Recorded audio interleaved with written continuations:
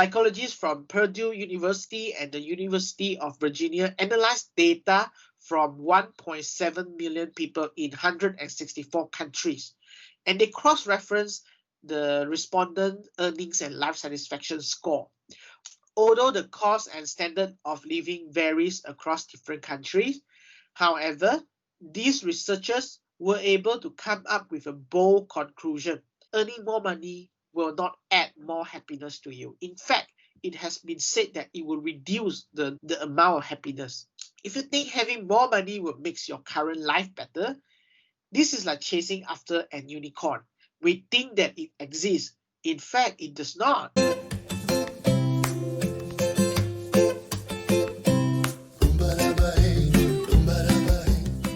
Hi everyone, get ready to listen to Your Money, Your Life. This is a show that talks about money and life and how we can have a better relationship with money, become more confident with spending and managing our money, and use it to plan and live the best life we want. I'm your host, Kevin Neo. I'm a CFP professional who have a strong passion in personal finance. In this year, 2020, 7th of October is the World Financial Planning Day.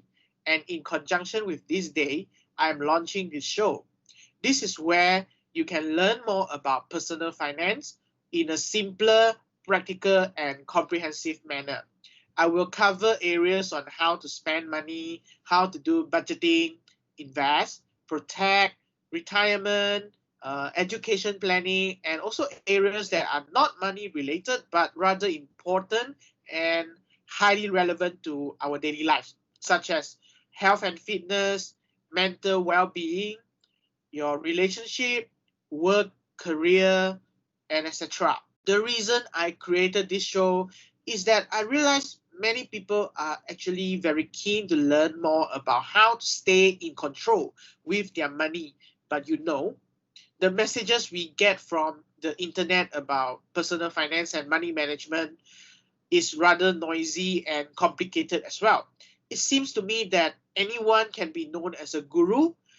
Anyone can create a page and call themselves a professional financial advisor. Only in the end that they try to push some product to you and make some commission to you, or sell you some course and make money from the courses they sell to you. That leads to many lessons that we hear from people we know. Some are huge lessons that are expensive to learn, while some are lessons that are still on the way. I think that if we are better at financial literacy, perhaps we can stay in control and avoid becoming the main characters in the next stories. Also, there just seems to be some misperception when it comes to money. Number one, we may feel that we can only do what we want when we have got more money or enough money. Is that true?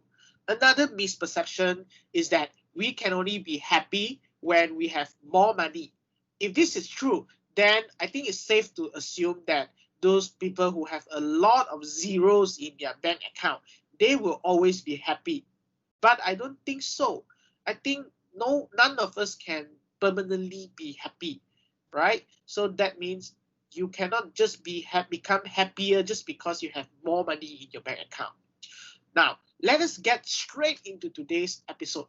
This is the pilot episode, and I want to talk about the reason this show is called Your Money, Your Life. Have you ever thought about your relationship with money?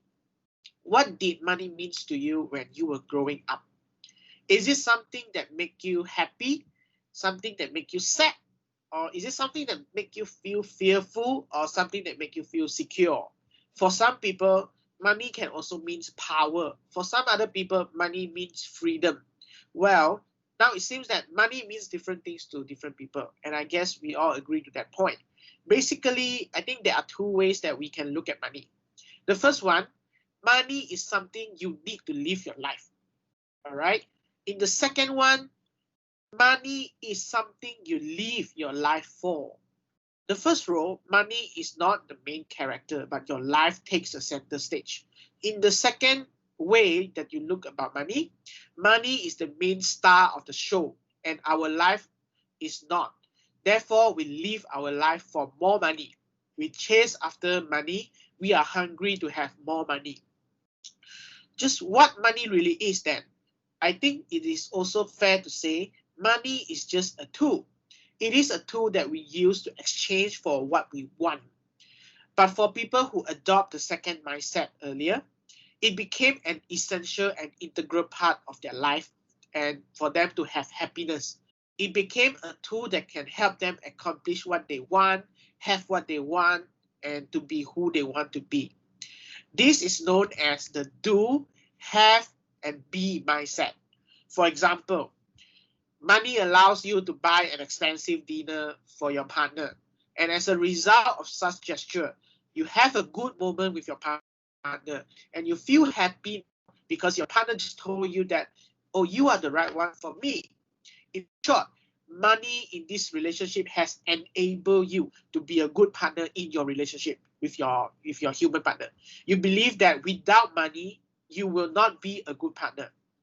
When you look at money as a tool that enables you to be who you want to be, now you actually give a lot of power to it. For instance, if you do not have sufficient money to buy that dinner that you think can make your partner happy, then you would feel fearful, you will feel worried that because you cannot fulfill that condition, right? Because when you are unable to fulfill that condition, your partner may not think so highly of you, and you feel that because of that, the quality of your relationship is different and your approval rating will drop.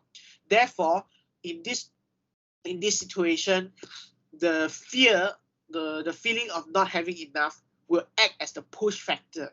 You might work harder to earn more money, and this decision might actually come with a trade-off of having less time to spend with your partner, which in return it will compromise the quality of the relationship. Although in your mind you have been doing the right thing, what you have tried to do so far is to earn more money so that you can pamper your partner, so that she can think good about you. However, you had to sacrifice spending time with your partner.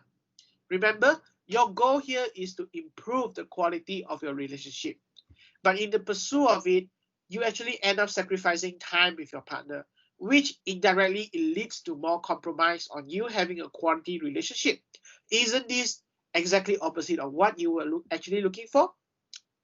Now, let us flip the paradigm from have, do, be to be, do, and have. In this mindset, how we view our relationship with money is entirely different.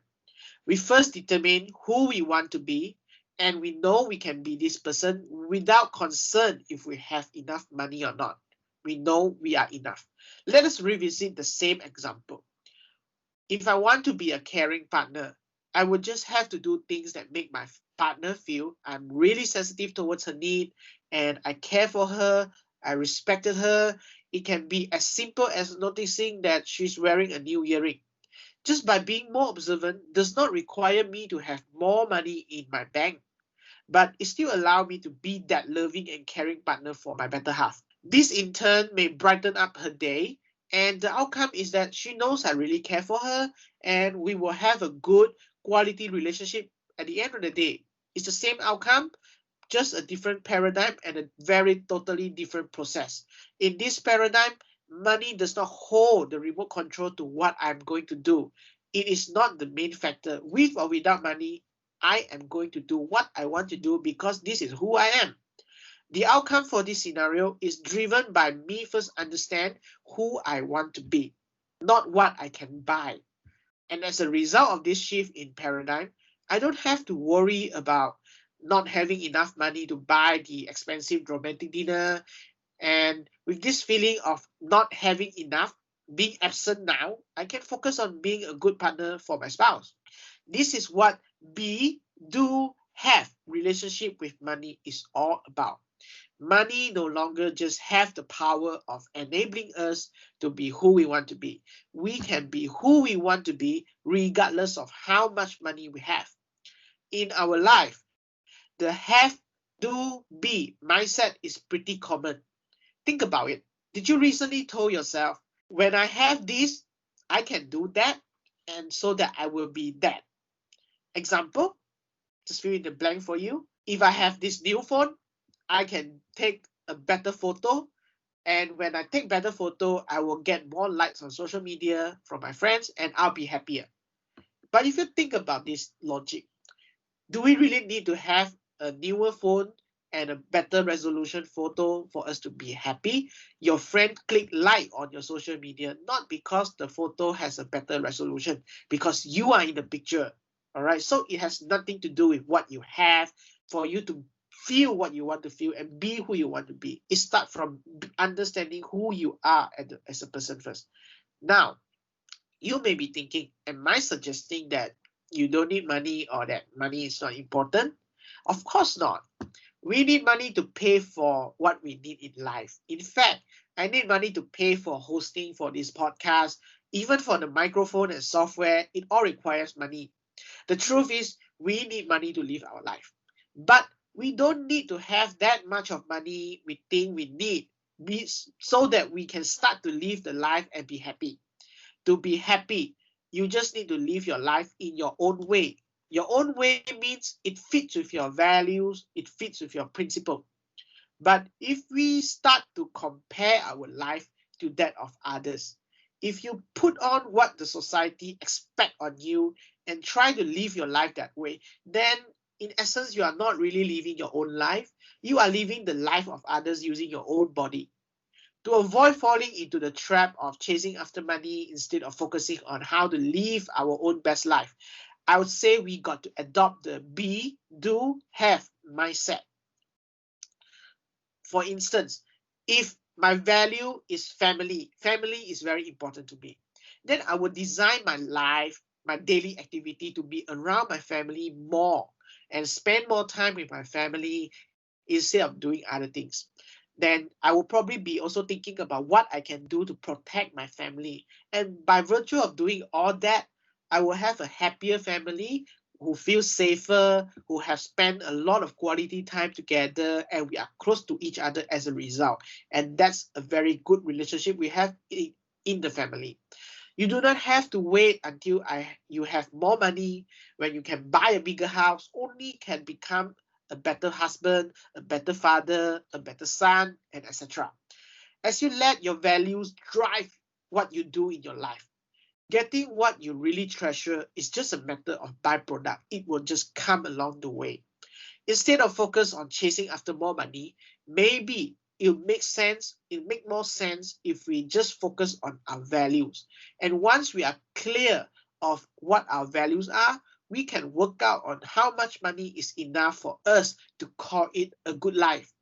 This avoid us getting into a never-ending treadmill made of money where we have to continuously be running, compare with other and whatnot. By the way, how many of us is really aware of how much is enough for us to have the kind of life we want to have? I would say very few. In fact, most people might not know what kind of life they want. This is because they have not started to think about their life from the lens of what is important to them. They just merely follow what other people are doing, living a life based on expectation of others instead of what we really want for ourselves. I mean, we deserve to live a life that is truly and really ours, based on our own terms, so that when we are old, when we have to say goodbye to the world, we know we have not wasted our time on this world. By first clarifying what kind of person you want to be, this clarity will help to remove the fear, the feeling of not enough, disappointment. These will be removed from our life. That will enable us to plan and design our day-to-day lifestyle so that it is aligned with our values. And as a result of that, we will feel more empowered, more fulfilled, and we will feel that we are enough. This is actually a vicious cycle that can go both ways. When you feel you are not enough, what you do is you will feel less empowered. And the more you feel less empowered, the more you will feel that you are not enough and you are not worthy to be who you are. And the vice versa is true. That is why simply having more money in our bank will not bring us real happiness. Even if it does, that happiness will be short term and it will not be easy for us to sustain the happiness for the long term. Moreover, if you think having more money will make your current life better, this is like chasing after an unicorn. We think that it exists, In fact, it does not. In fact, psychologists from Purdue University and the University of Virginia analyzed data from 1.7 million people in 164 countries, and they cross-referenced the respondent earnings and life satisfaction score. Although the cost and standard of living varies across different countries, however, these researchers were able to come up with a bold conclusion. The ideal income for individuals is $95,000 a year for life satisfaction and $60,000 to $75,000 a year for emotional well-being. When we translate it to our local currency, it means about 400,000 a year and 252,000 to 315,000 for emotional well-being. Of course, if you have families with children, the threshold will be higher. What it means is that when you have crossed this amount, earning more money will not add more happiness to you. In fact, it has been said that it will reduce the amount of happiness. If we feel we don't have enough money, we will not be able to feel content with our life. When we feel content and enough, it will be easier for us to locate true happiness. I define true happiness as happiness that is not relying on materialistic lifestyle and is not derived from winning the battle of who has the most latest gadget. One of the cool benefits of clarifying our personal values and let it lead our relationship with money is that it allows us to decide who we want to be and who is in charge in our relationship with money. If you are unsure about what kind of person you are rather susceptible to fall into the trap of comparing what you have to what others have. That is why it is crucial for us to know who we are. Otherwise, you don't really hold the control of your own life. Other people will have your remote control. I guess we will talk more about how to clarify your values and use that knowledge to design a life that is truly yours in the future episode. This also brings to the point, what should you expect from this show moving forward? Well, I will arrange contents that are related to money and life. My aim here is to simplify the complex jargon related to personal finance, and through that, help you to gain more practical insight and understanding on different areas of personal finance. It can cover things such as budgeting, spending, loans and debts, insurance, investment, retirement, will and trust, education planning, and more importantly, I will also want to cover things that are important to us in life, but you cannot buy with money, such as your health, your fitness, your mental well-being, relationship, work, career, and etc. Should there be any topics that you are keen for me to cover more, you are welcome to send in your request as well. Oh yeah, have I not mentioned that if you have any question related to personal finance, you can also send in your question and I will respond to you on air as well. My objective here is to provide you with a platform that is independent, neutral, and you know that it is safe for you to trust. Apart from this podcast, I also have created a community on Facebook. This is actually a private group for people who share the same common interest, being you want to transform your relationship with money. In this group, we will share ideas on how to improve our spending and savings, what we can do to continuously improve our financial situation, and etc. I think when we have a community of people who are practicing the same principle, who are going after the same common goal, that will give us motivation to help each other to prosper and stay firm in trying time.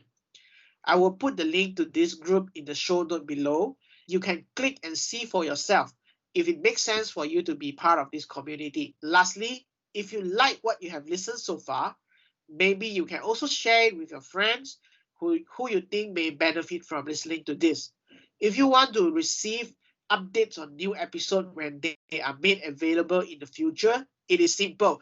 What you need to do is just to click subscribe here and click the bell and you will be notified. I'm glad I finally decided to roll this out and no longer putting it off. I have got one item crossed off my life bucket list right now. Take care, everyone. See you soon.